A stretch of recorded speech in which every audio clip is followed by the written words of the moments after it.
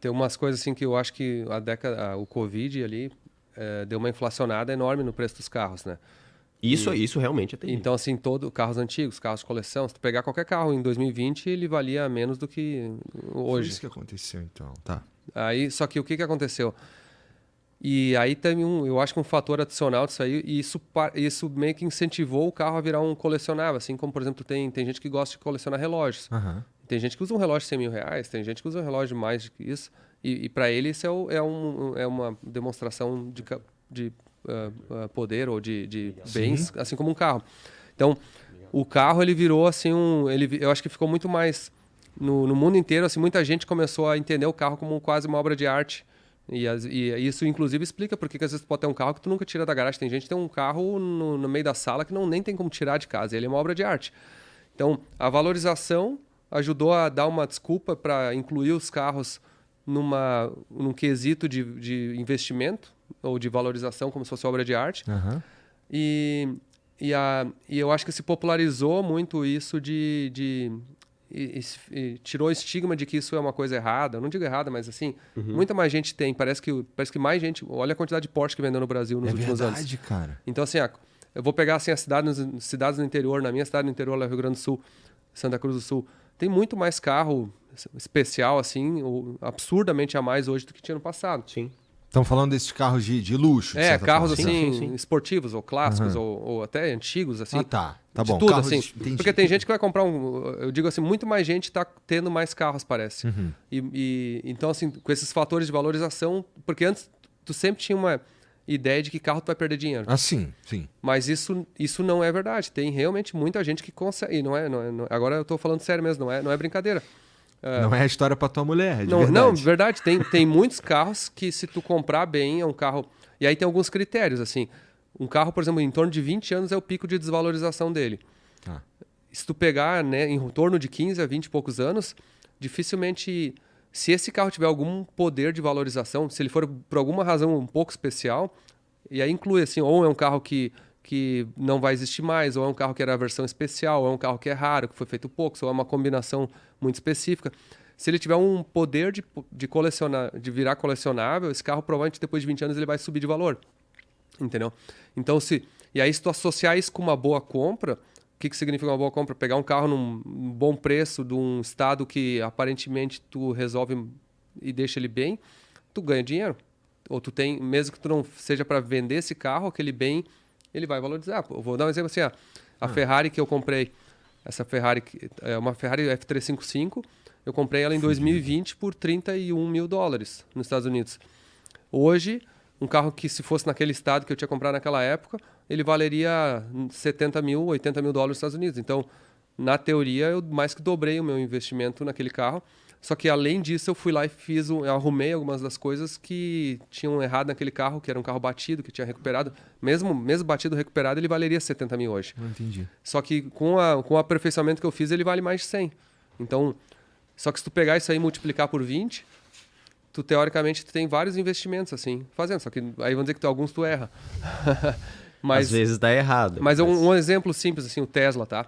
Um Tesla nos Estados Unidos, um leasing de um Tesla, o Plaid, que é o top de linha, o carro é $150 mil o preço base. Era $150 mil, baixou para 100 mil agora, 100 mil. Esse carro custava tipo $2 mil por mês de leasing, sem entrada. O leasing, basicamente, tu paga o leasing por 3 anos, $2 mil por mês, te custou $72 mil, tá? Então, assim, tu teve um carro que tu usou por 3 anos por $72 mil. Só que se eu tivesse comprado o carro por 150, pagado o valor do carro e vendido ele, eu ia ter vendido ele por 60, então eu ia ter perdido 90, na verdade. Então o leasing ainda assim foi um menos pior negócio do que a compra. Entendi. Tá? Só que agora, por exemplo, assim, quando eu devolvi o Tesla na metade do ano passado, eu fiquei pensando, cara, se eu for viajar longe, eu tenho a Suburban da minha esposa, cabe 8, levo meus filhos. O meu trajeto todo dia... Leva teus filhos amigo deles, né? Todo dia o meu trajeto é tipo assim, é 10 quilômetros ida e volta. E eu tenho um monte de carro encrenca, mas eu tenho um monte. Então, assim, a chance de nenhum deles estar andando Verdade. é pequena, tá? Aí eu pensei assim, cara, em vez de eu comprar gastar $70 mil por 3 anos num outro carro, eu vou pegar um carro. E aí eu escolhi, por exemplo, uma BMW M5 V10. Você vê como a gente se auto-sabota com convicção. Vai Não, mas olha o meu cálculo, ó. eu peguei um carro que eu acho que é um carro que é raro, porque é uma M5, é um dos últimos motores V10 do mercado, é um sedã que a BMW cometeu uma insanidade de botar um motor de 500 cavalos aspirado num sedã, na época que ela estava brigando com a Mercedes lá para ser o mais rápido da Autobahn, e que parou de ser fabricado em 2008 ou 2009, e está no pico de desvalorização. É um carro que tu comprava ali nos Estados Unidos por 10 a 20 mil dólares. Obviamente um pouco mais. Eu comprei uma muito boa por 20 mil dólares. Esse carro aí, eu fiquei um ano com ele já subiu 5 mil dólares de preço. Então, tipo assim, cara, ganhou dinheiro no Tesla eu estaria gastando 72 em 3 anos, ali eu ganhei 5 em um ano já. Uhum. E de certa maneira eu fiz um uso semelhante. Isso sem contar o que você fez no carro. Tipo, se você não tivesse feito nada, né? Mas óbvio que o idiota foi lá e colocou 12 mil dólares em escapamento na porra do carro de 20. Até que não, botei 3. Botei 3. Óbvio, desculpa, foi mal. 3. Desculpa, Não.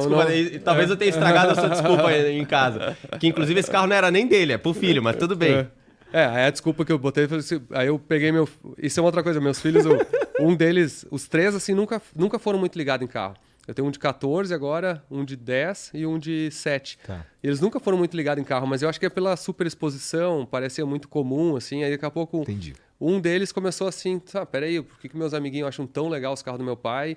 Será que é legal mesmo? E aí um começou a se conectar mais, mas o meu mais velho eu queria dar um incentivo nele. Aí quando falta um ano para ele tirar a carteira agora, eu disse, vamos procurar um carro para ti, tá chegando o tempo, eu posso cuidar para ti. A gente comprou esse carro supostamente para ele. A M5 mas eu tô usando para ele.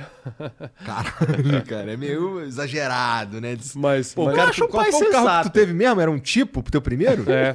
Porra, aí tu arrumou um carro bem mais foda pro teu filho, né, cara? Inclusive bem antes também. Se for considerar a idade, foi até pior do que o tipo. Porque o tipo era 90 e alguma coisa. O tipo tinha 6 anos de idade. Ah, sim, pô, mas esse carro aí porra. A BM é 2006. 6. Tem quase 20. Quase 20 anos. Quando ele tirar a carta, vai ter 20 anos. E aí, você faria esse acordo? Olha, eu acho que eu faria. Tu não faria, não? É que... Bom... Eu tenho... Até traz o Miguel aí, rapidinho. Só pra te mostrar um negócio. Porque eu tive um Eclipse, que é um carro esportivo e tal, e eu tinha 18 para 19 anos. Né? E, obviamente, não é uma decisão sensata por inúmeros fatores diferentes. Mas é que na dificuldade que tu aprende, né? Te lembra que... Exato. Casualmente, na minha opinião, eu não teria mudado a minha vida em absolutamente nada, tá? Até porque eu nunca me arrependo de algo que eu fiz. Eu me arrependo de algo que eu deixei de fazer. Tanto que hoje eu não passo mais vontade. Eu tô com vontade, vou e às vezes, assim, muitas coisas na minha vida, se eu tivesse parado para pensar, não eram opiniões sensatas, assim. E aí, pô, eu perdi meu pai relativamente cedo, assim. Então, muitas das coisas eu paro... Aí eu olho assim, aí eu falo, puta, ele tá... Certeza que se ele tivesse aqui, ele falaria, tipo, não. Mas sabe, tipo, eu tô com vontade, eu gosto e vou. E tá. E aí, com o passar do tempo e experiência, tu aprende a dar passos questionáveis, mas tu aprende a te safar, assim, sabe? Tipo, se acontecer alguma coisa e tal, a gente tem de onde conseguir e se articula ali para aquilo. Então não é uma loucura, insanidade total, mas assim, eu não deixo de fazer as coisas. Eu tento construir formas daquilo ali entrar, sabe? Fazer sentido, né? Mas, cara, eu, obviamente, no caso do Anderson, concordo com ele e até o que ele falou realmente faz total sentido de ter esses carros. E hoje, no Brasil, por exemplo, esses carros valiam muito pouco, porque era do tipo assim, cara, onde é que eu vou conseguir peça para isso? Tipo, lembra? Eu tive passou um período que foi dramático. Eu tive uma BMW M5 V10 aqui nos Estados Unidos em 2014, 15 ali. Estados Unidos, Brasil? No Brasil. No Brasil. No Brasil. E eu vendi ela eu comprei ela por 110 mil e vendi ela por 145. Eu achei que eu tava abafando. Hoje vale 250, 300. Eu tive um outro carro, uma Audi RS2, que essa eu não tive percepção que ela valorizaria tanto, porque foi feito só 15 mil unidades. Ela tinha todos os sinais aí esse de valorização. Eu vendi por 77 mil reais. Hoje é um carro que tem anunciados por 700 mil reais. Meu Deus do céu. Então, sim, 10%. O cara deve... O cara, não, 10 vezes. Entendi. Sim, não, mas tu vendeu por 10% Ah, sim, do por preço. 10. É. O cara que comprou, que falou pra mulher, fiz um puta negócio, né não? Não, mas nem ele É que tinha na entendido, época, assim, não... realmente não valia. Hoje tu pega carros ali, sei lá, até não precisa ser tipo um carro tão específico assim, mas tu pega um Opala, que foi um carro que durante muito tempo não valeu muita coisa. Mas a regra dos 20 anos é importante, tá? Se tu pegar um carro 20 anos, estatisticamente é o pico de desvalorização dele, porque aí ele é um resto de rico, ele não é tão antigo para ser clássico e ele também não é novo o suficiente para ser um carro de rico, digamos assim, ou de novo. Então, se tu conseguir selecionar desses carros com 20 anos um carro que tem um potencial de virar colecionável, provavelmente vai ser um carro que vai apreciar.